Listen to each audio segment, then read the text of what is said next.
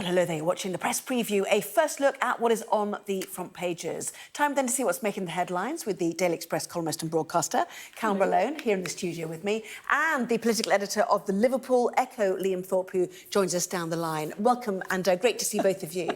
So, as ever, let's kick off with the front pages, shall we? Starting with the Daily Mail, which leads with the apology given to Nigel Farage by Coutts Bank. The headline, apology of sorts from Coutts, but silence from the BBC. Same story on the front of the Daily Telegraph. Bank boss says sorry to Farage over accounts is their headline. And NatWest's boss says sorry over Farage row, reads the headline on the front of the Times. The Metro pictures activists from Just Stop Oil being challenged by a group of counter-protesters in London. 1 in 6 people will be stuck on NHS waiting lists if doctor strikes continues, warns the UK's top medics. That's on the front page of the Eye as they look at the latest NHS strikes. The Guardian leading on government plans to boost public funding of the monarchy by 45% from 2025. The Daily Express analyses Treasury plans to scrap a tax break on pensions.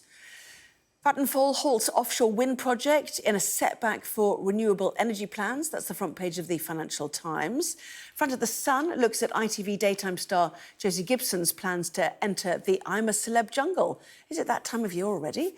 And are they quackers, asks the front of the Daily Star, as they look at town halls giving out fines for people feeding the ducks.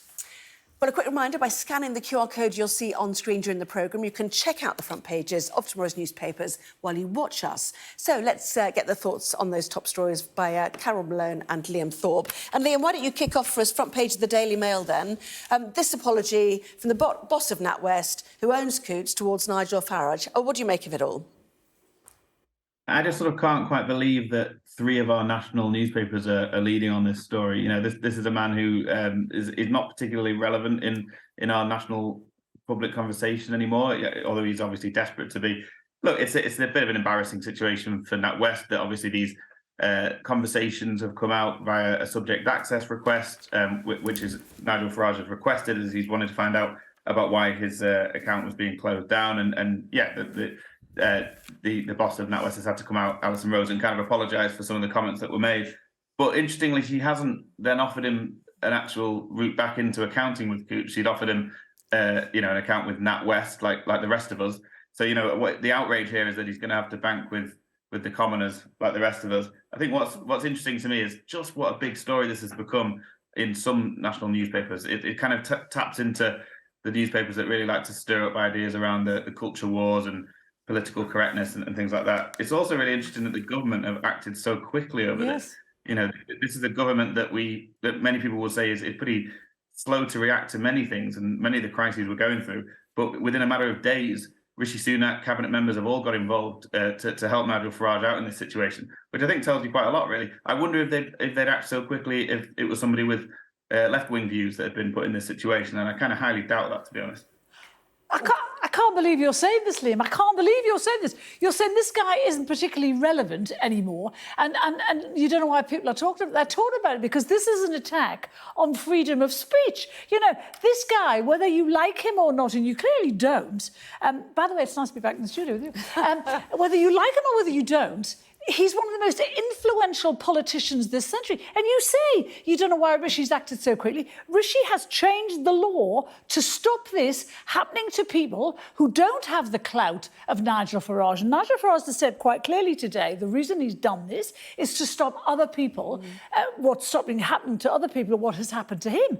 And this is a huge story. Andrew Neil did a piece today calling what has happened to Farage, who I think the pair of them don't get on, it's fair to say. He called this a new form of McCarthyism, and he's absolutely right in saying that. This is a massive story that a bank, someone that you put your money with, and all you expect of them is to invest your money and to take care of it. And how dare they? But Carole, if you look at the report that Coutts wrote and that he obtained, once he got rid of his mortgage, he was no longer a criteria client.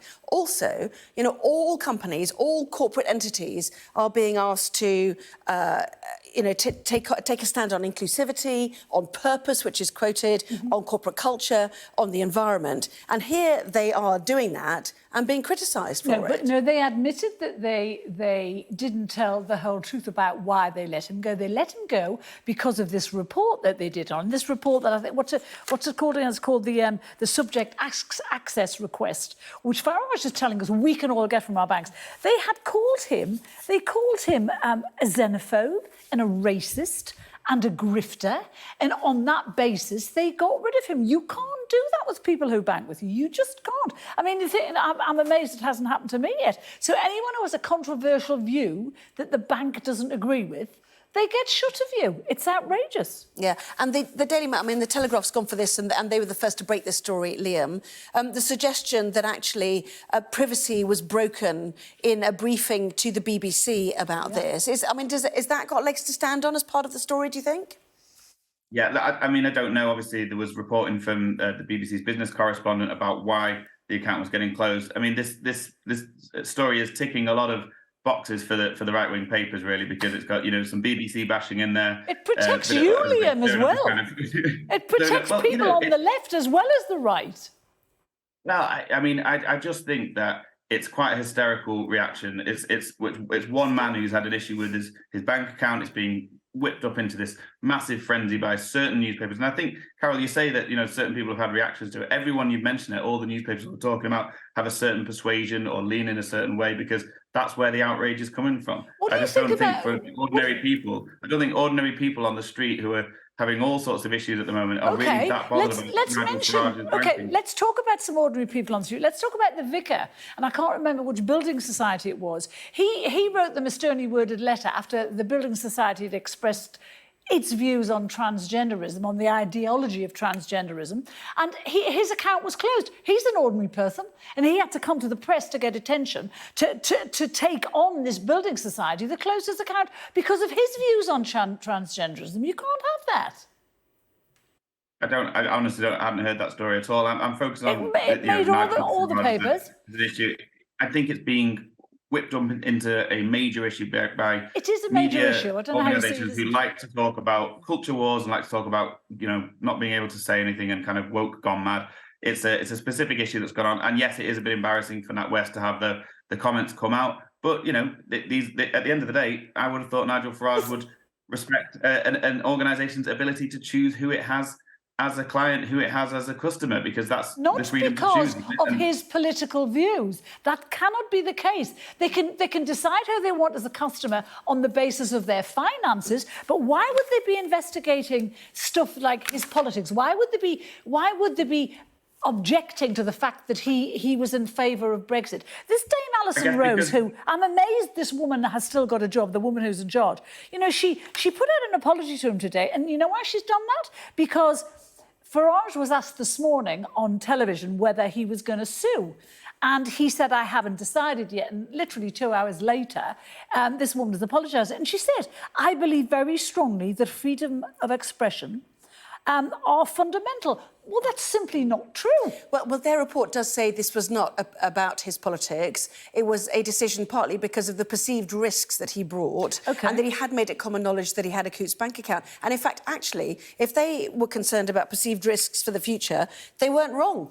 Here are the perceived risks. Well, they were talking about reputational risks about having him as a client. What has he done now to their reputation? He hasn't done it. They've done it. They've done it to themselves by commissioning reports like this on specific clients. You know what we need to know now? We need to know how many more clients they've commissioned reports on.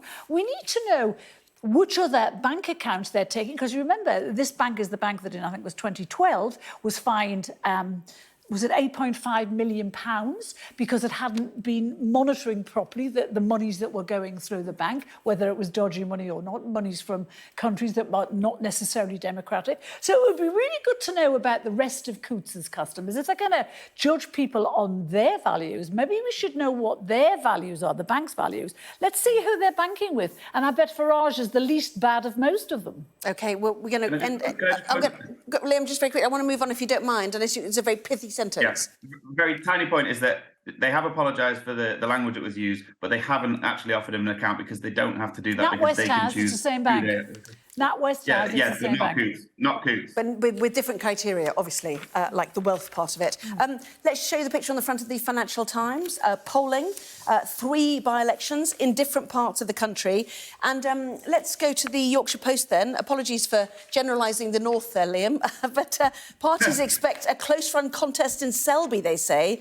Selby and Ainsty, one of those that is a battle between Labour and the Tories. And we're looking for swing, aren't we, really, I guess, in order to judge how the party's fared.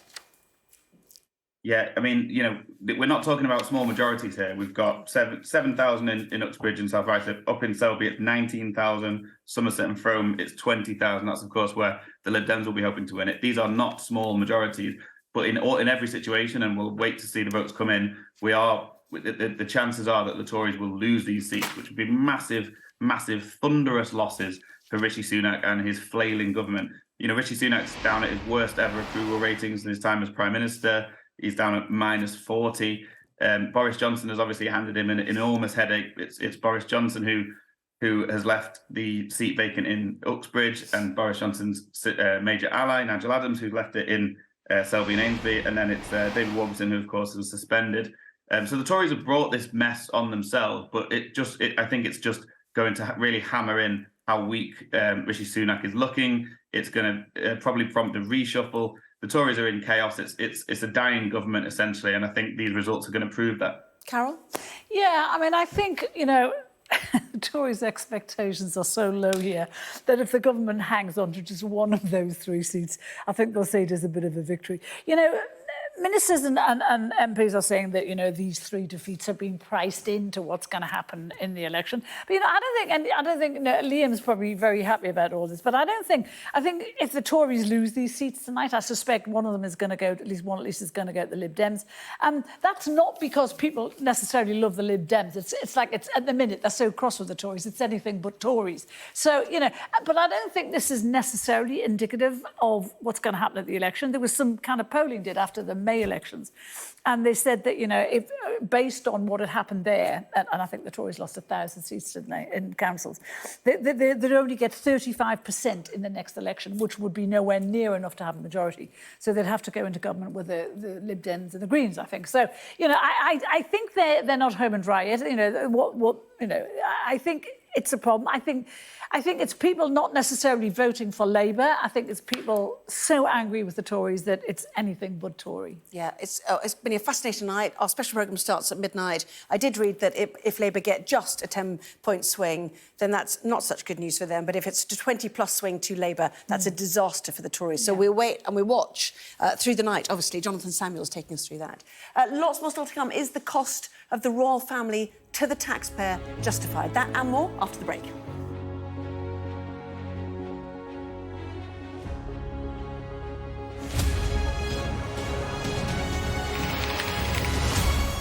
You are watching the press preview with me once again, Carole Malone and Liam Thorp. Welcome back to you, both of you. Carole, let's go to the consultant strike now. We've had the junior doctors, now the consultants. And once again, it is pushing waiting lists further down the road, meaning people don't get care. And yet, they say they've lost effectively 35% of their pay over the last 15 years. Well, the BMA says that. Whenever these figures are always broken down by various organisations, it works out not to be that. But let's make no mistake here. We're talking about some of the highest paid people in the country. We keep on hearing that their average salary is 128 grand. It's actually much more than that. It's about 30% more than that because of the stuff they get on top of it. You know, they get extra. They get money for extra hours. They have something called the Clinical Excellence Award. They get extra allowances, so that bumps up their average pay by 30%, which takes their average pay to about 166 grand, plus they can earn double that by the stuff that they can do privately. These people are not on the bones of their backside. You know, if this was cleaners going on strike or miners going on strike, I'd be right there. Not with these people. And I find it astonishing that they have left junior doctors in charge of sick, vulnerable people. And they say that there's an emergency service on. Well, is there? I mean, how good is that service actually going to be?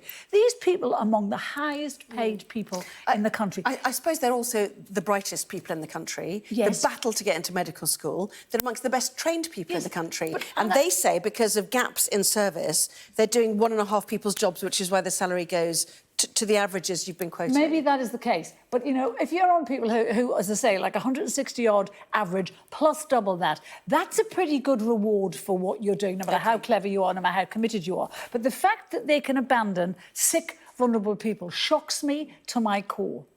Well, certainly our analysis showed they were using RPI and not CPI inflation, which has bumped up that 35% figure. Yeah. But nonetheless, they are amongst that group of public services, one would argue, Liam, or the BMA argues, that have seen their salaries stall unnaturally low. How do you feel about this? Yeah, I just wonder how many people who criticise the doctors would like their pay to be eroded consistently over a decade, even if it is at a higher rate. I mean, don't you want your doctors to be paid well? Yes, but they are getting paid well. That's the point. They are getting paid well. Yeah, exactly. They are, but not as well as they should be, based on inflation and based on how pay rises should go. These people graduate. Liam, every single person in this country is because wages haven't risen with inflation. Every single person is poorer. But don't ask most people to feel sorry for a guy or a woman who's on 300 grand a year. Let Liam speak. Sorry, Carole. I don't think anyone's asking you to feel sorry for them. They're fighting for what they believe is right for the future of the NHS. These people are not just fighting for their pay packets. I report on the NHS all the time. They're running out of doctors, they're running out of nurses. And you know why? Because other countries like Australia and New Zealand are coming along offering better terms for our most highly qualified, most impressive doctors who are saving lives, making enormous calls every day, life and death calls that none of us would ever want to make. All of those doctors were paid for, their training was paid for by this country. And yet they're taking their skills to Australia and New Zealand. That's not true at all. They paid for it themselves. They graduate with I'm not talking about their university degrees. I'm not talking about that. I'm talking about what happens after that. OK, both of you, but they pay run out of themselves time. through medical. We're going to talk about this in the 11. OK. It clearly is a topic that you both want to talk about. Liam, Carole, thank you both very much indeed.